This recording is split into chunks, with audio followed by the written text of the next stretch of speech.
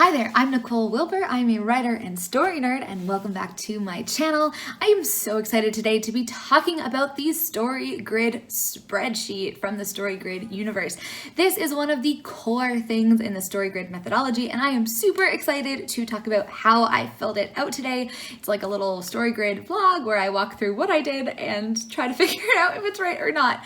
What's really exciting about this version, or this video in particular, I have this is the fourth. I have 3 other videos going through all of the things that you can do in the Story Grid methodology to show you how I do them and try to figure them out together.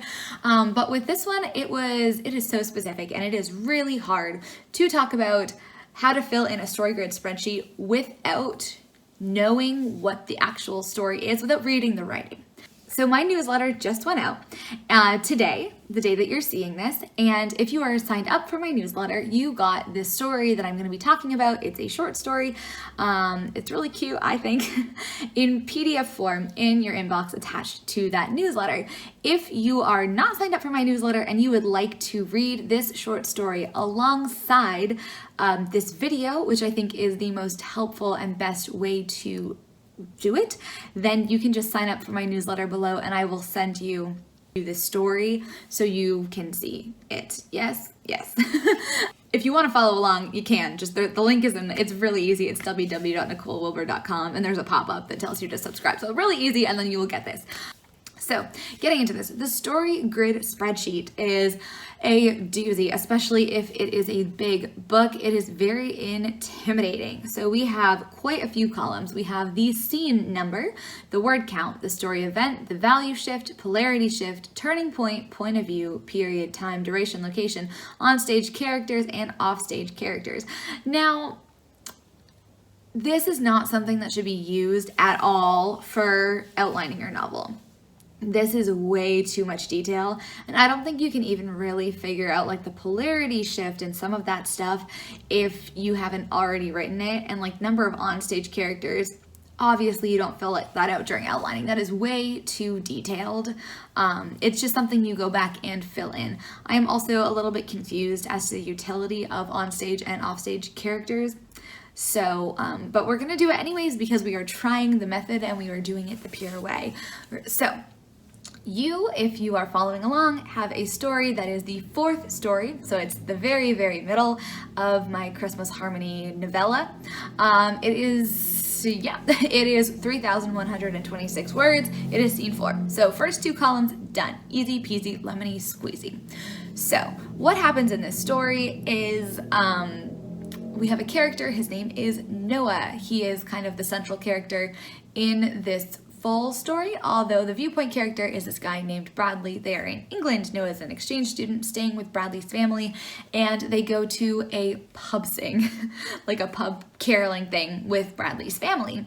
So our first column we have to figure out is the story event. Now, to understand what a story event is, I actually was a member of the Story Grid Guild for like a couple months, and I got the Pride and Prejudice breakdown that Shawn did for free. And so in that, he does the story event and the inciting incident, the 5 commandments of storytelling for every single scene in Pride and Prejudice, which is pretty exciting. So I am going to read literally out loud what this says. So a story event is an active change of life value for one or more characters as a result of conflict. Conflict being when one character's desire clashes with another's. So a working scene contains at least one story event, which means it contains a change of life value for one or more characters as a result of conflict. So to figure out the story event, they say you should ask 4 questions. The first question is, what are the characters literally doing? So in this story, the characters are literally at a pub sing. Bradley sees someone that he used to be with, and he gets freaked out and he runs out, and Noah comes to comfort him, basically. That is what's going on. What is the essential action of what the characters are doing in this scene? So I would say it's that Bradley, who is our English host, freaks out after seeing someone from his past. Noah comes to comfort him, and Bradley tells Noah that he's gay. That's his secret. Yeah. What life value has changed for one or more characters in the scene? So I think the biggest life value change really is for Bradley, not for Noah. Noah really doesn't do anything. You know, he confides something in Bradley as well. He tells him about his sister, which is very important to our overall story, but our viewpoint character here is Bradley. Yeah, so I would say Noah kind of goes from not knowing to knowing to understanding to having better insight. And then Bradley goes from kind of being ingenuine and hidden or unseen to feeling seen and to feeling confident and authentic. So I would say unseen to seen. And then the next question is, which life value should I highlight on my story grid spreadsheet? And you're supposed to highlight the value that best tracks the scene by scene progress of the global value at stake. So if our global value at stake is meaninglessness and meaning for the worldview education, I think the unseen to seen is the closest one to go from, the closest one that matches the sort of worldview education genre of meaninglessness to meaning. If we go back to our spreadsheet, the story event is clearly that Bradley tells Noah he's gay, and after Bradley tells Noah he is gay after Noah confides in him about Sky and his troubled family. That bit is important because it's important to the global story, but sort of the story event is like Bradley saying, hey, Bradley coming out. The value shift, I would say, is hidden to seen. So he goes from hiding who he is to being seen at least by one person. The next thing is the polarity shift. So that is every scene should shift somewhat, so we can go negative to positive, we can go positive to negative, we can go negative to negative, like bad to worse, or worse to a little bit better. You can do all sorts of fun things with this, but this one was nice and easy. We went from negative, where you know, we were kind of at this pub sing, and then the inciting incident made us go real negative, but then by the end of the scene, we're positive. Things are better, things are happy. So polarity shift. The turning point, so there's two different kinds of turning points. You can turn on character action and you can turn on revelation. Character action being a character does something, revelation being the character gets new information and that changes their scene and forces them to action. So for me, it was very obvious that the turning point was when Noah tells Bradley that Sky, his sister, stole his money for school. Now, the interesting thing here is if you look at the spreadsheet, I actually say this is an action turning point. That's because the information that's given, that Sky stole his money, like that's helpful, that's a revelation to the audience, but it's not really to Bradley. It's just him like getting to know his friend better. But the real like core turning point here is just opening up. Noah opens up, and that allows and kind of forces, not forces, but it creates an invitation for Bradley to also open up. So I said it was turning on action because the actual information about the stealing of the money, like it doesn't matter to Bradley at all, but it's that action of confidence that makes the change. Okay.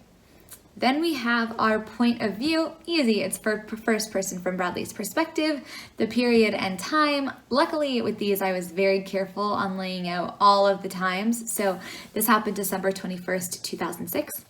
Duration is 2 hours, easy peasy. Location, it's a pub sing at the Bull and Boar pub on the High Street in Upper Nettlefield, England. I did make up Upper Nettlefield. I think I did. I don't think one exists, but I just made up an English village. And then we have our onstage characters and our offstage characters. These are pretty self-explanatory. Onstage characters, I just listed everyone who turns up, even when they don't have specific names. So like the couple from next door and old folks in the front are on-stage characters. Whereas off-stage characters is literally anyone who is mentioned.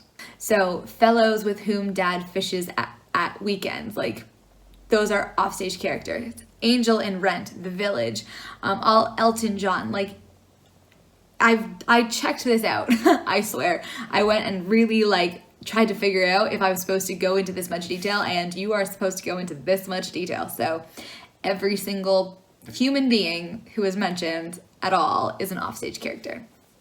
Again, not sure of the utility of that, but there we go. That is my story grid spreadsheet for this short story. Doing it for my 7 stories was not that bad. Doing it for like 50 scenes or something would be awful. Obviously, you know, all of those endpoints, the duration, location, on stage, off stage, like that is not that hard. But figuring out the story event, the value shift, the polarity shift, the turning point is what I would say the most challenging and what requires maybe the most amount of focus and thinking and like intellect energy. But I do think that's actually a valuable exercise to think through, and those 4 questions about determining the story event are also super helpful for that. So if you like this video, please give it a thumbs up. Thank you so much for watching. Yeah, if you like this kind of content, you can stick around or not, do whatever you want. Thank you. Remember to subscribe. Thank you so much for watching. I will see you next time.